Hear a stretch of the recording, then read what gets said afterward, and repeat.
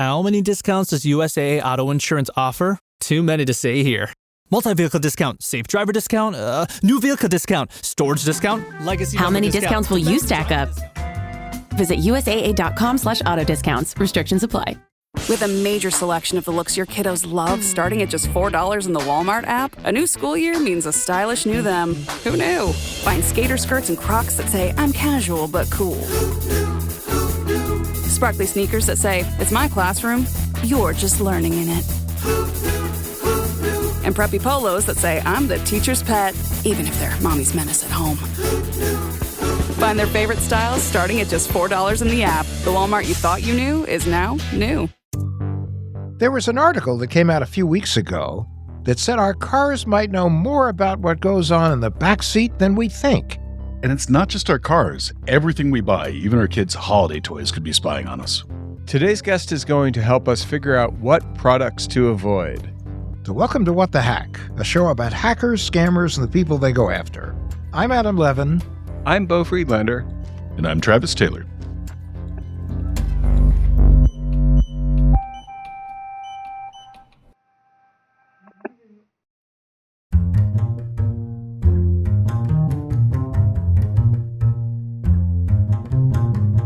So, Jen, you cover technology for CNN. That's before you joined Mozilla.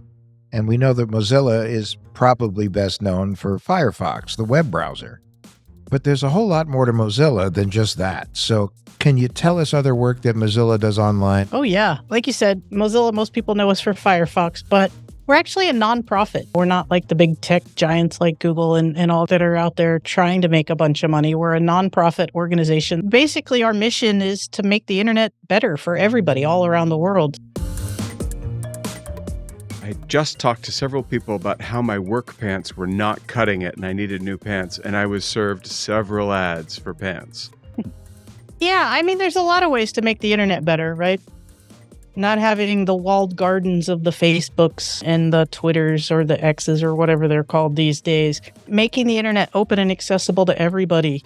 Making sure that people have equal access to the internet through their connections. Lobbying for strong consumer legislation in places like the EU and the United States. Ad tech is one part of it. Transparency into the technology that we're using every day, so we know if that AI algorithm has our best interests at heart or is it trained on really biased stuff. This is where I would normally ask the question, how's that working out for us? Anyway, can you tell us a little more about the walled gardens of Facebook and Google? The internet used to be fairly open, and anybody with a little bit of technical ability could get on and connect through a message board or create a little post and post it and put it out there. And that was nice. And you didn't have to sign up for a privacy policy or a privacy invading platform like Facebook, for example. But then Facebook came along and it made it really easy for everybody to connect with each other.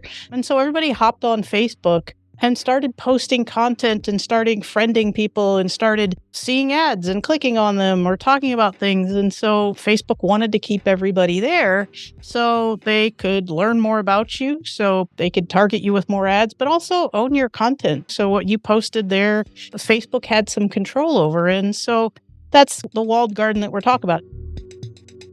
Speaking of privacy, you started Privacy Not Included. What exactly does that do? Privacy Not Included is an idea that came about back in 2017 when we were focusing more on privacy as these Internet of Things connected devices started exploding into our homes. And we're like, people care about privacy. Should they be worried about the smart speaker, the fitness tracker coming into their home? And we looked around and saw a lot of review sites that reviewed products for features, reliability, things like that. But there was nobody telling people what to be concerned about when it came to privacy and security. And so the idea for a buyer's guide to help people shop for connected devices and products came about. And originally it was just an idea. But I stumbled across a researcher who worked on the Mozilla Corporation side who was looking into connected devices privacy. And so that's how Privacy Not Included was born. We've reviewed hundreds of products. You can search by categories like wearables or mental health apps or cars or entertainment. There's a creepometer where you can vote and tell us how creepy you think a product is. That would be a good thing for us to maybe try and get Bumble and Tinder and Grindr and all the other places to adopt it because it would be useful in the dating scene. Also, I think we could do self-creepometers too, which would be an interesting thing. But aside from all of that, how do you research products for privacy not included? The way that we research privacy and security at Mozilla is we approach it like we're consumers. So we think, okay, what's the publicly available information that we can find out there that we can use to decide if this product is good or bad at privacy? But also, we email every company at the address usually listed in a privacy policy for privacy-related questions to try and get answers to some of our questions, also to see if they're responsive to people emailing their privacy questions and their privacy policies, or if that's just for show. We do a lot of just literature review, looking at what's been said and written about products, FTC fines, European fines. We just dig through everything that we can find publicly. It takes a while. A lot of privacy policy reading. It can get boring, but having done it for years, it's actually fascinating what you see in privacy policies and the humor that we've been able to find in things that we read now, which maybe is only interesting to privacy nerds. We get a kick out of it. Privacy is something we all understand innately, and we're just talking about our day-to-day life. Why is privacy so important when it comes to our digital lives? I grew up, and I think most of us on this call grew up at a time when we had some privacy. We had the ability to disappear from view and learn some lessons out of the public view and take away from them, but also create ourselves, our own lives in a way that wasn't influenced by anybody else but our own mistakes and what we learned from them. And I really fear for people growing up in the world today where they don't have that amount of privacy, whether it's parents tracking kids everywhere all the time by strapping a smartwatch on them at the age of 4 or 5, to companies learning everything they can about us from the moment that we get online and using that to try and guide our behaviors, so that if I'm 20 and I decide I really tried to like sports because my dad likes sports, but I just can't do it and I want to get away from it, I feel guilty, but these ads follow me everywhere. But then you scale it up and you see what can happen when governments or bad actors can get a hold of our behavioral data, where these algorithms can start to know a lot more about us than we even perhaps know about them ourselves. You made such a great point. We all do need to have experiences and learn things on our own without an audience. And when you're a child, that's especially true, because sometimes you get some guidance that doesn't feel great. You have to incorporate it. And that's not a fun process. And nowadays, kids can figure it out on their Finsta, talking to their friends who are looking at TikTok, and it's no longer a personal experience of growth. It is this kind of algorithm poisoned trajectory.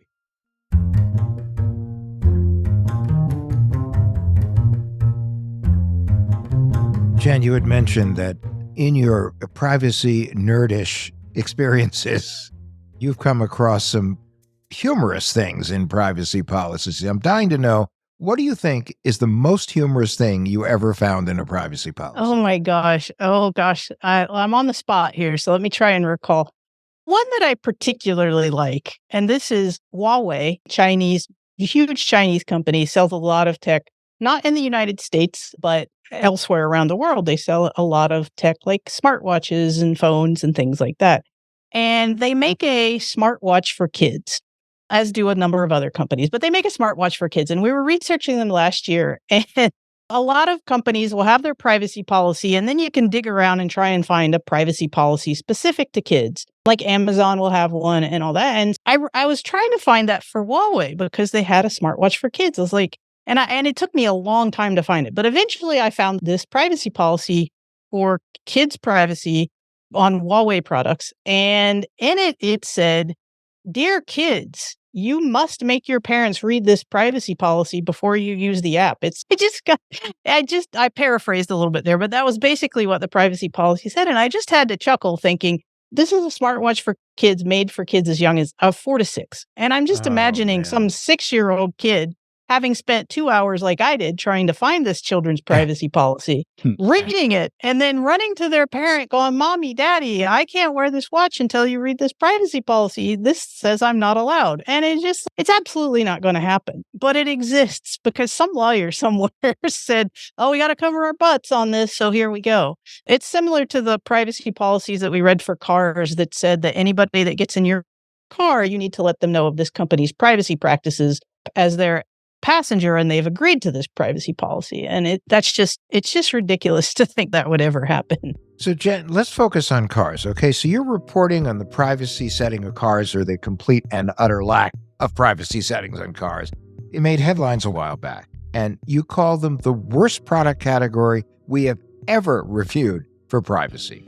Oh, well, it wasn't hard to come up with that title. In part because we reviewed 25 car brands, Ford, BMW, Nissan, Kia, Volkswagen, across the board. Every single car brand that we reviewed earned our privacy not included warning label. And that was a first. Now, no product category we've ever reviewed has earned every single one is awful. And our goal is to help people to make smart decisions. And so when you review a category of products, especially cars, it's not like, oh, I bought a bad product and it's terrible, I'm going to discard it and get a better one. It's cars. One thing that really stood out from that reporting was that Kia, the car manufacturer, tracks, among other things, the sexual activity of the people who use their cars. I have a lot of questions about that, but the two biggest are, A, how are they tracking that? And B, why? What benefit is there to know who's getting jiggy in a Sorrento? It's a really good question. And I get asked this question about the sexual activity tracking a lot because it makes your eyes bulge out of your head. And it wasn't just Kia. Nissan also mentioned that they could track your sexual activity. They don't say how. They say what they do is they have a privacy policy that you must consent to in order to use their product. In this case, a car, as well as the app and the connected services. And in that privacy policy, you must consent to a privacy policy that says they could collect information on your sex life or your sexual activity. And in Nissan's case, use that potentially for direct advertising activities. And so they don't tell you how they're collecting it. They don't tell you why they're collecting it other than some general, potentially direct marketing activities. Or they don't even actually say that that we don't even know 100% that they are. I mean, the car companies themselves will say, oh, we're not actually tracking that, which is fine for them to say. But at the end of the day, they require you to consent to a privacy policy where it says that they can. As to the why they need this, any behavioral data point that a company builds on you and builds a profile gives them the ability to target you more closely with ads. And so almost all of these privacy policies also say that they can collect all this data on you, including things like your sexual activity, and use it to create inferences. And it sounds kind of innocuous, but think about that. They say they can create inferences about things like your intelligence, your predispositions, your abilities. And then if you really break that down and you think, oh, great, Subaru knows that I really am not that smart and I have a predisposition to eat pizza every Friday night and 18 other things about me. And then they can really target you in ways that's scary. And it's not just, it's the car company that can target you. This data gets bundled up and attached to you and then shared around or sold around to places where other people can target you. And that's where it starts to get really worrisome. Besides the tracking of sexual activity, as you're reviewing all these privacy policies, what was the most shocking thing that you found? There's a few shocking things. One was just the huge amounts of data that these cars and connected services and apps can collect on you. And it's huge. Alongside your phone, it's the biggest data collecting thing that we've ever come across. They aren't shy about all the data that they say they can collect on you from the cars, the apps, and the connected services. And so that was really eye-opening. It's one thing to use an app that can collect a little bit of information about you and have that shared and sold, but cars can collect so much about you. Where you're going, there's sensors inside, there's microphones inside, there's cameras inside and facing outside. You connect your phone to it. There's just huge amounts of data. And so that's something that's really scary to think that you're sharing it with car companies. And let's remember, a lot of these car companies don't have the best ethical track records over the past century or so. You think about the Ford Pinto and you think about Volkswagen and their diesel emissions scandal. And there's tons of scandals that these car companies had where they've been less than ethical. And so you're giving them on a plate tons of information. So that was one of the scariest things. We joke about the sexual activity, and that's crazy, but the inferences thing really gets me, because this is, again, companies making decisions about you based on some data points that they have, and then using that to try and manipulate your behavior, whether that's to buy a product or vote for a candidate or attend a rally or what. I really don't need big corporations inferring my intelligence or my predispositions or my abilities. That it just creeps me out in a way that is really hard to vocalize. But then the third thing that really got me, that I struggle with a lot, is how easily these car companies said that they could share data with law enforcement and government. And this is something that I've thought about a lot since we reviewed reproductive health apps last year following the overturning of Roe versus Wade. Knowing that if you live in a state that outlaws abortion, law enforcement has a lot of leniency to track you as a woman, especially, and where you're going and what you're doing and your health care. And that gets really scary. And then you have car companies that can collect tons and tons of data, more than reproductive health apps. And we saw some car companies say they could share data with law enforcement and government based solely on informal requests. So we're not talking a court order or even a formal request. We're just talking an informal request, which I just imagine is like the local sheriff down at the bar with his buddy going, hey, can you give me that information on so-and-so? And that gets really scary to me, because that bar needs to be a lot higher for that information to be shared. Makes you feel like this vehicle has become a stalking unit. Especially when cars used to be our independence and our freedom, and, where you'd go to make out with your high school significant other or goof off with your friends, sing at the top of your lung, have sensitive conversation with your kids. And you think about all the stuff, cars are extensions of our homes. We would really freak out if our homes had this level of surveillance in them. And I really hope people are a little freaked out that our cars do now.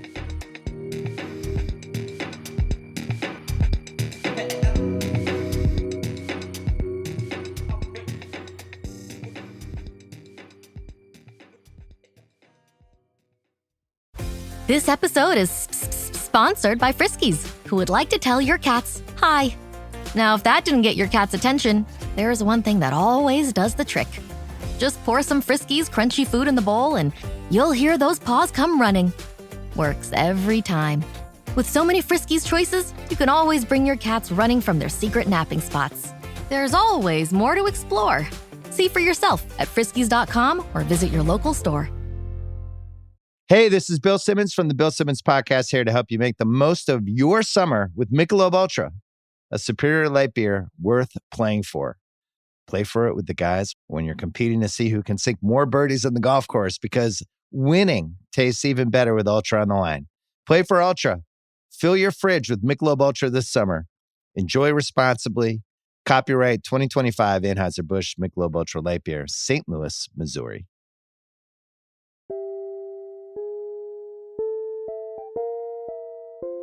As a parent, I'm certainly concerned about internet-connected toys. And I know that Privacy Not Included has done a lot of research on holiday gifts, especially toys. What are some of the things that you found there? Yeah, we are in the midst of researching for our holiday guide, and there's a growing number of connected toys for kids. Some of them are absolutely fine. Some of these, interestingly, like iRobot, the company that makes Roomba, makes a coding toy for kids called Root. iRobot has really good privacy and security, so it's not something you need to worry overly much about, we don't think. A lot of these toys are just little Bluetooth connected things that are going to connect to an app and do some Bluetooth stuff that probably isn't that worrisome from a privacy perspective, but I would always caution, if you buy that Bluetooth connected stuffed animal or whatever, when you download the app, just check on the permissions that it asks for. This wants access to your microphone. Okay, well, the kid's going to talk to it. That makes sense. It also wants access to your phone's camera. That doesn't make sense because there's no picture taking. I was reviewing Wise Cams yesterday, and I noticed that their app for their smart home devices wants to read your text messages. I was like, why does it need to read my text messages? So that's something to look at. But you're also growing into more connected kids' toys areas where you're starting to see this year for the first time, we're seeing, and still in the midst of reviewing, so I don't have final verdicts on them, but these chat GPT powered kids toys that are like your AI kid's friend. And then I'm like, I don't know about that. That one needs a little more thinking. And then my personal least favorite gift for kids, which is smartwatches for kids. I don't have kids myself, so I'll say that I understand why parents would want to track their kids from a safety perspective and know where they are and be able to reach them and use smartwatches in lieu of cell phones, especially for younger kids. However, the thought of kids as young as 4 being tracked everywhere, having a microphone and a camera strapped on their wrist that can receive text message or calls at any time, that can track your chores and give your kid a ping if it's not doing their chores or if they're staying awake reading or something. That just worries me as a privacy advocate because, again, it gets to I get where it helps parents feel secure, but it just gets into this. We're training kids from such a young age to live in a surveillance state. And what is that going to do from their mental health? So those are some of my initial thoughts. I don't know if I addressed any specific concern, but those are some of my initial thoughts on toys for kids. How much information is really being collected about kids as they interact with toys? It's a great question. The FTC fined Amazon this year millions of dollars for not actually following through on their promise to delete voice recordings that they'd collected on kids. In the US, we have a law that, and you read privacy policies and it says, we don't knowingly collect any data on children under the age of 13. In Europe, I think it's 16. But children over the age of 13 aren't exactly ready to have all their data collected on them either, I don't think. There's just a lot of data that you have to assume is being collected, but my best advice is don't trust the companies with your kids' data. Keep them as far away from that as you can. I recognize that's impossible, though. My kids are grown.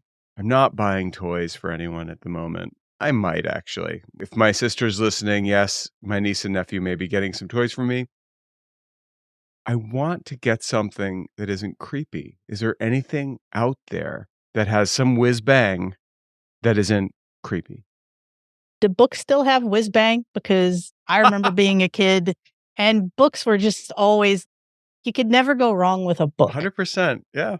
Books are cool. They've got pictures if you get the right one. Some of them have pop-ups. Remember pop-up books? There's some really amazingly interactive books out there. Interactive in an analog way. And they have a lot of whiz bang. And gosh, I'm just books, man. Let's get kids books these days. Yeah, I mean, I'm all for getting kids books, but still, kids do like tech gifts. Do you have any recommendations as far as that's concerned? There are a few things that I feel pretty comfortable recommending. I'm a consumer of tech stuff. I have tech things. Garmin fitness trackers are actually fairly good at privacy. Yes, they collect a lot of stuff. Potentially, they also have smartwatches for kids, so I've already made that clear how I feel about those. But Garmin's a company that I'm like, okay, Garmin, you're not bad. And last year we dinged them because they didn't guarantee everybody the same right to delete their data, which we think everybody, regardless of where you live, whether you live under a strong privacy law or not, should have the right to delete your data. We dinged them. They followed up with us on that, and we told them why, and they said, we'll discuss that when we meet to discuss our privacy policy next. They've changed that. Now everybody has the same right to delete their data. So Garmin is a company, if your kid wants some sort of fitness tracker, smartwatch, Garmin's not bad. Some of the STEM toys, learn to code or learn how to do a chemistry set or things like that, some of those aren't so bad. So there are some options that aren't terrible. But for the most part, you got to be careful. You just got to be careful. Even headphones. I was reading the privacy policy for Bose headphones yesterday, and they can track your head movements when you have your headphones on. And that falls under the list of information about you that they can associate. I think they can associate with you through your email address or your IP address. And then I played out a scenario that I don't know if it happens at all or not, but it was just a scenario I played out based on reading their privacy policy, that they know that they can track what content I'm listening to. They can track if my head's moving, and they can track my email address and says that they can sell this under the California privacy law definition of sell that to advertisers. And I was like, so they could potentially know if I'm listening to Jordan Peterson podcast and really nodding my head in agreement, and perhaps infer that I'm a 16-year-old boy without a girlfriend. This was, again, But you might not be an incel. You might just be someone who likes P-Funk and you're dancing. It could be, but these are the things that I sit around and worry about as a privacy researcher. It's my job to play out those worst case scenarios. So maybe it's not that bad, but it could be. Jen, are there any known brands that have a pretty good track record for kids' electronics? It's hard because kids' toys are tricky. Nintendo used to be a fairly good company, but they earned our privacy not included warning label last year. The kids and toy stuff is really hard, but I've struggled with that for years because there are just so many. It's just such a weird ecosystem that, it's not like there's just one company or three companies that, there's like Hasbro, but all that stuff is like Bluetooth or, VTech that have a lot of connected toys but they're mostly connected through Bluetooth or even just direct connect to your computer. So they aren't that big of a concern. But it's really hard to know. And if you're buying off-brand toys, just take a peek at the app, take a peek at the microphone or the camera. And they kind of boil down to, is the connection safe? Can you trust the camera? Can you trust the microphone? Can you trust the company? Some of us have seen Chitty Chitty Bang Bang, and we remember the child catcher. He seemed like he had nice candy. He seemed like it was a fun place to go, and then he threw them all in a dungeon. Wasn't that movie just about a car or something? And that's why we had Jen here, by the way, full circle. And that was a very clever car. And I'm sure it knew all sorts of things about sexual activity because it was sentient. But anyway, do we have privacy anymore?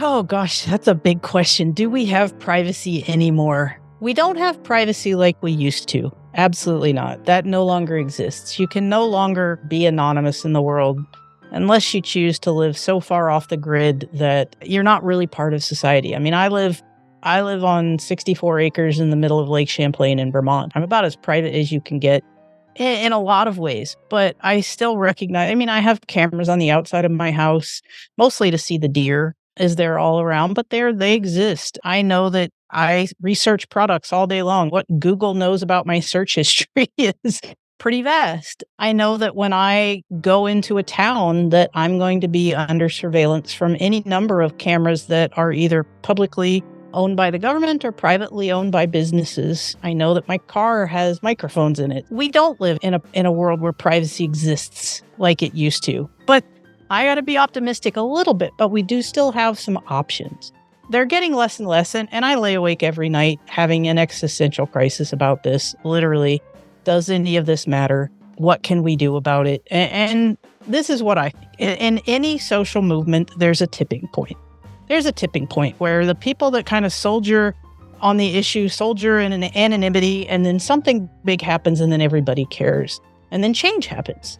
And I feel like when it comes to privacy, we're in that soldiering along right now. Like we have to keep screaming from the mountaintops that privacy is a valuable thing to humans and we need it and we've got to fight for it. And nothing's going to change right now, but there will be a tipping point. I believe that there will be a tipping point where people get freaked out enough that there's going to be pushbacks on the governments and pushback on the companies, and we'll take back some of our privacy. I have to believe that.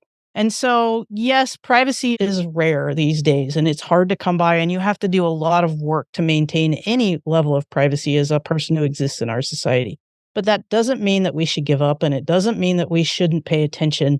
And in some ways, it means that the more people we can bring along with us when that tipping point happens, the more we'll be ready for it. And so that's how I convince myself to get up every day and keep doing what I do.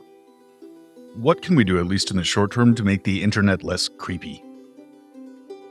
I think that, I can tell people to go in and adjust your settings and ask Google to delete your information and go to your phone and turn off track location, and then it'll tell you none of your apps will work. And I can tell you to do all that. And that will help a little bit until the next update and they opt you back in and all that. And I know I'm sounding like a Debbie Downer here, but I think the one thing that your listeners can do to make the internet less creepy right now is to get mad and just get really angry about the situation that we're in right now. And be like, this is enough. And call somebody. Call your elected official. Call a representative. Call the FTC. Just call people and say privacy matters, and we're losing it. And we don't have a federal privacy law in the United States, especially one that's consumer focused. And we need one. And data brokers are creepy, and I don't know how they work. And every time anybody tries to do any legislation about them, they throw their hands up in the air and say, oh, we don't have a direct relationship with consumers. We shouldn't have to comply with consumer laws. And so I think the one thing that people are going to do to make the internet less creepy is get really mad and start calling people that can make change. You've just had your Peter Finch moment. Let's all open our windows and get mad as hell. If there was one thing that you wanted people to be more aware of when it comes to their privacy, just one, what is it? That it matters. And I know everybody says when people pull them, everybody says that their privacy matters. I also know that then people are like, but I don't know what I can do about it. And so, yes, your privacy matters. And here's the one thing you can do about it. You can demand either at your state level or at the federal level, strong privacy regulations. Again, the U.S. doesn't have a federal privacy law. The EU has GDPR, which protects them to a degree. We don't have that. And we don't want the tech companies and the car companies to write that federal privacy law either. I would say that get informed because your privacy matters. The more we give it up, the less happy we're going to be. So the one thing that people should know about their privacy is that it matters enough to pick up the phone and make a phone call, to demand better, and not expect. It's not fair for the companies to expect you to spend 8 hours a day knowing what settings need to be adjusted, or they just updated their privacy policy and opted you into things. It's not fair for you as a consumer to have that burden put on you. The burden needs to be on the companies and the burden needs to be on the regulators. Jen, you're awesome. And we got to do this again. And anyway, Thank you. This was fabulous. Thank you very much. I appreciate it.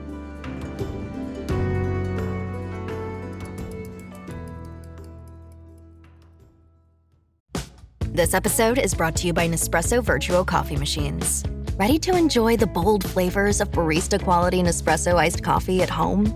Simply fill a glass with ice and press the brew button on your Virtuo Pop machine to enjoy rich double espressos roasted to stand up even when chilled. Refreshingly bold iced coffee. Refreshingly easy to make at home.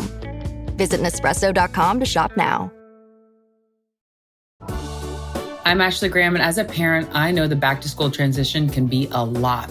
When it comes to wellness, Ollie supports me and my family through it all. Kids Multi is big in my house. It supports their immune system, and they love to take it. A win-win for everyone. Shop these products at ollie.com or retailers nationwide. These statements have not been evaluated by the Food and Drug Administration. This product is not intended to diagnose, treat, cure, or prevent any disease. And now it's time for a tinfoil swan. Our paranoid takeaway to keep you safe on and offline. Okay, this seems like a timely topic. What is the first thing someone can do to make their home a little more cyber secure? I think one of the biggest ones is just to silo your home Wi-Fi network. What does that mean exactly?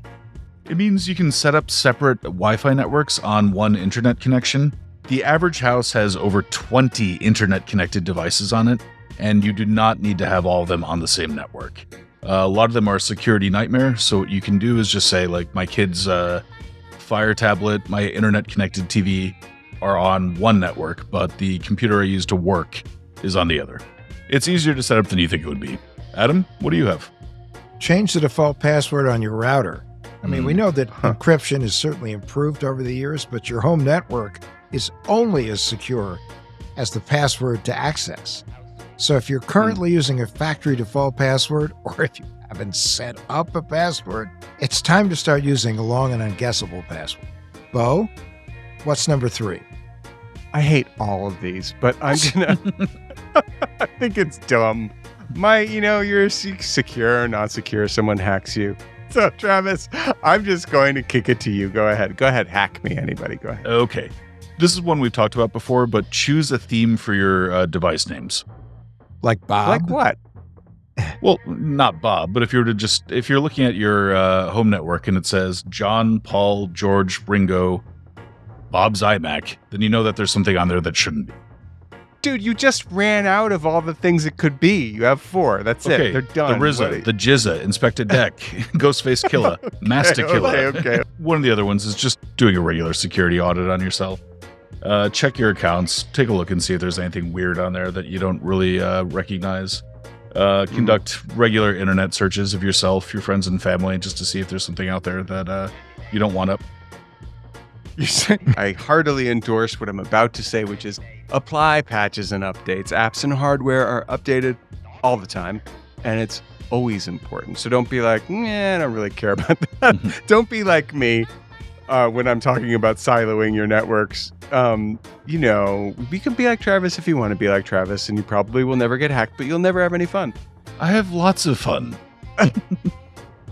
And if you want to know why you should apply a patch and an update, Equifax. That's called the Equifax rule. Oh, yeah, well, that's true. So that's our tinfoil swan. I hope that you learned something, you weirdos.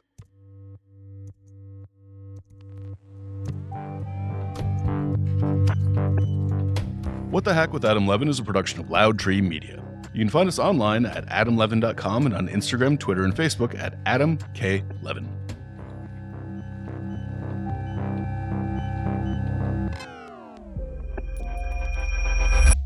Loud Tree. Behind every empire are the people history tried to forget. Lost Roman Heroes tells the stories of the remarkable characters who shaped Rome from its mythical beginnings to its final fall. Each episode blends armchair storytelling, sharp historical insight, and a bit of humor to bring these lost figures to life. From generals to scientists, from rebels to empresses, from priests to politicians, these lost Roman heroes have one thing in common. They stood up for civilization when the bad guys threatened, and in doing so, they changed the course of human history. If you're into history that's vivid, surprising, and deeply human, this show's for you. Behind every great meal is a person with a story to tell. Hear them on Culinary Characters Unlocked, the podcast that reveals the lives behind the food. Hosted by me, David Page, Emmy Award-winning journalist and creator of Diners, Drive-Ins, and Dives, as I talk with everyone from culinary legends to mom-and-pop standouts about the creativity, grit, and passion that shape the food we love. Follow Culinary Characters Unlocked on Apple Podcasts, Spotify, or wherever you get your podcasts.